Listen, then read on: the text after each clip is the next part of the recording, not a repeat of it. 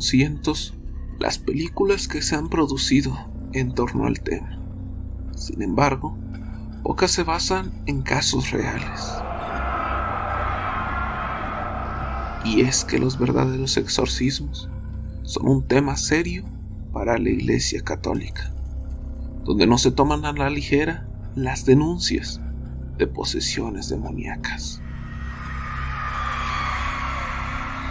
Un caso que le trajo varios dolores de cabeza a esta institución fue el de Anneliese Michel, una joven estudiante alemana de 23 años, cuya muerte produjo un serio enfrentamiento entre la fe y la ciencia. Anneliese es mundialmente conocida como Emily Rose, ya que su historia fue llevada a la pantalla grande en 2005, donde las licencias artísticas alteraron la versión real de lo que sucedió en su humilde hogar en Klingenberg, Alemania. Desde su nacimiento, el 21 de septiembre de 1952, Anneliese Michel disfrutó de una vida normal, educada religiosamente desde que era muy pequeña. Una religiosa madre que creía que la única forma de redimirse de sus pecados era a través del dolor. Anneliese creció tratando de ser la niña buena que su mamá quería, por lo que mientras el resto de las personas de su edad intentaban rebelarse y divertirse, ella llegó a dormir en un piso de piedra desnuda para expiar los pecados de los drogadictos que dormían en la estación de tren local. A los 16 años, Anneliese comenzó a sufrir terribles sacudidas y a adoptar posturas imposibles sin que pueda controlarlo. Joseph y Anna, sus padres, la llevan a la clínica psiquiátrica Würzburg. La joven tuvo un ataque de epilepsia, lo que la llevaría a ser diagnosticada con epilepsia en el lóbulo temporal, por lo que tuvo que ser internada en un hospital psiquiátrico. Pero eso tampoco funcionó. Al contrario, pronto desarrolló una profunda depresión por no saber lo que ocurría con ella y no poder seguir asistiendo a la universidad, donde estudiaba pedagogía. Durante 1970, el mundo sufre cambios y convulsiones, pero los de Anneliese son mucho más traumáticos. Al volver a casa, la situación empeoró. Anneliese empieza a afirmar que está poseída. Las visiones no remiten, sino que empeoran. Tras su tercera crisis e ingreso, se le receta su primer anticonvulsionante. Esta medicación no afecta sus ataques, pero sí impone un efecto secundario. El cerebro pierde sodio, lo que promueve la abstinencia alimenticia. Como si esto fuera poco, era capaz de gritar durante días sin parar, e incluso, en más de una ocasión fue descubierta bebiendo su propia orina o comiendo insectos.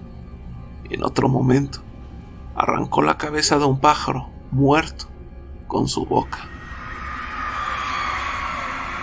3 años de padecimiento y ninguna mejora convencen a Anneliese de que las medicinas convencionales no le hacen efecto alguno.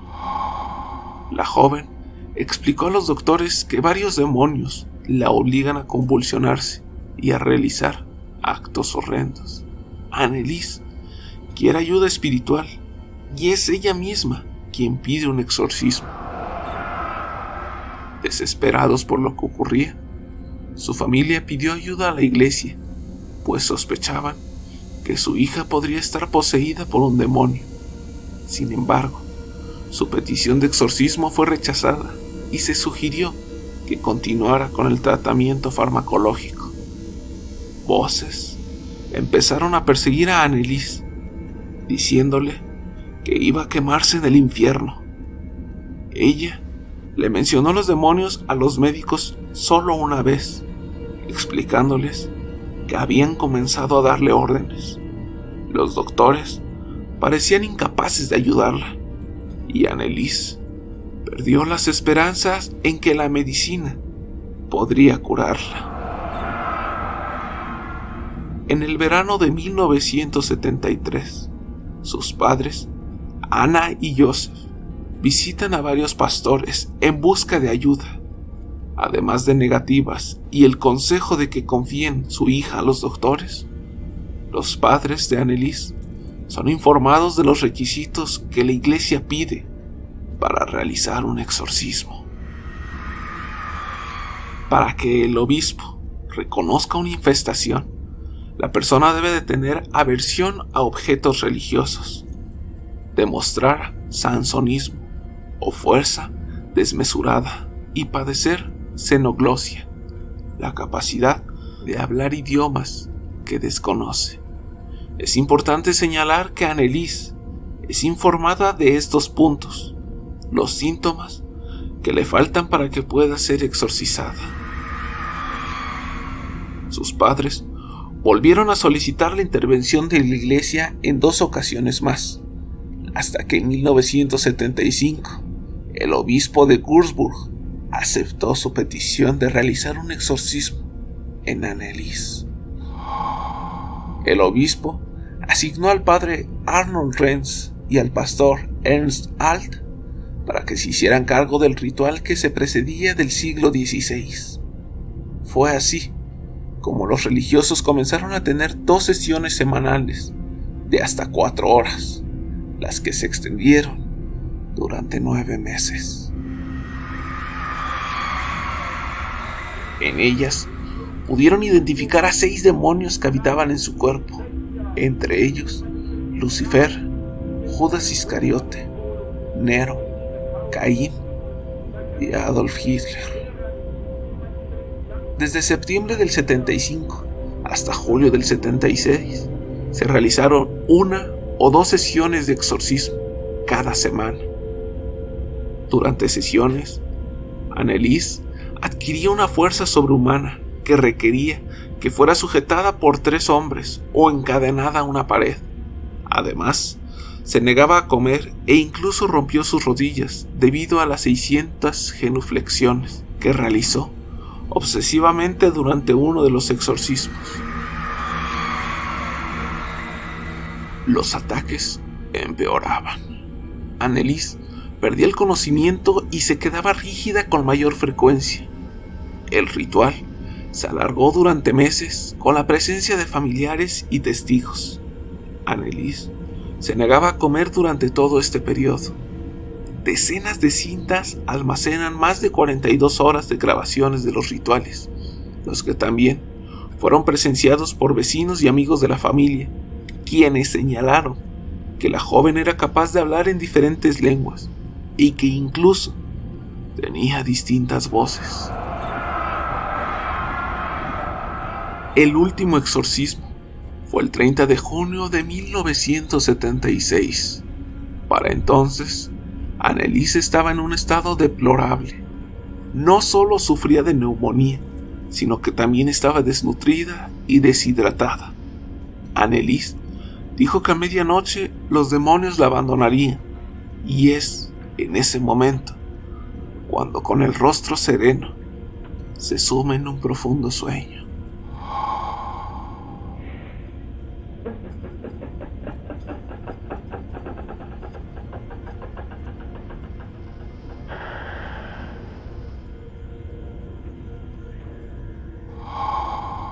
Anneliese Michel fallece el 1 de julio. Al mediodía, el pastor Ernst Alt informó a las autoridades. Su condición era tal que no pudo soportar la intensidad del ritual y falleció en su casa, tras decirle a su madre que tenía miedo. Los exorcistas informaron la muerte de Anneliese durante la jornada siguiente, siendo enterrada en el patio de su propia casa. Al saberse lo ocurrido, comenzó una investigación sobre el caso. De acuerdo a las pruebas forenses, Anneliese murió por malnutrición. Especialistas afirmaron que si los acusados hubieran alimentado a la joven a la fuerza una semana antes de su muerte, la vida de Anneliese hubiera podido salvarse. Una hermana de la chica declaró en el juicio que su hermana no quería que la ingresaran en un hospital mental, donde sería sedada y obligada a comer.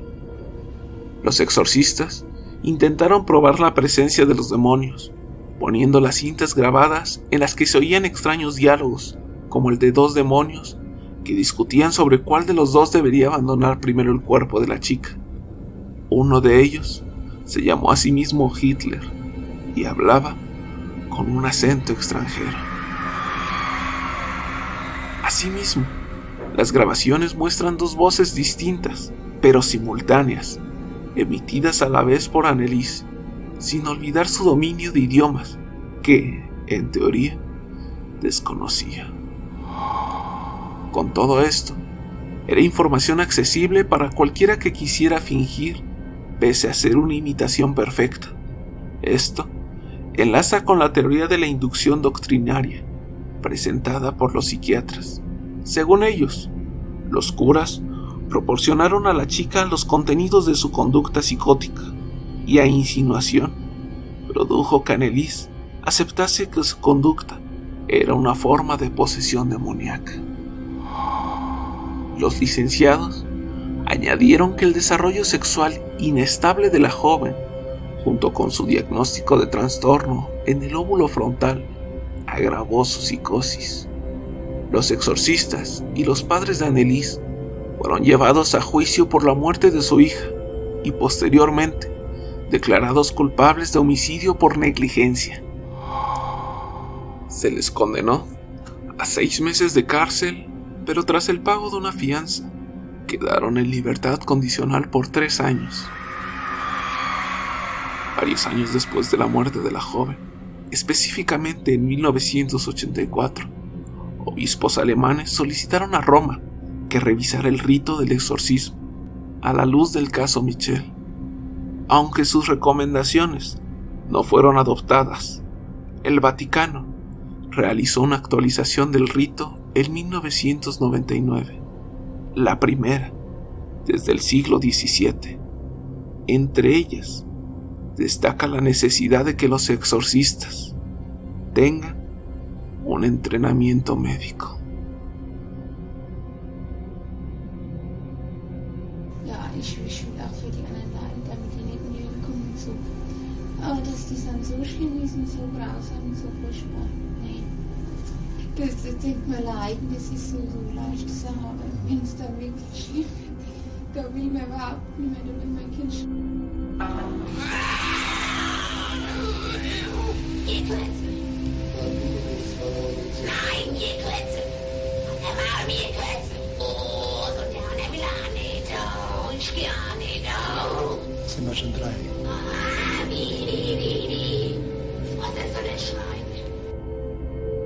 Dime tú qué opinas acerca de esta historia. ¿Crees que realmente Anneliese haya estado poseída? ¿O simplemente la negligencia de sus padres y la colaboración de la iglesia?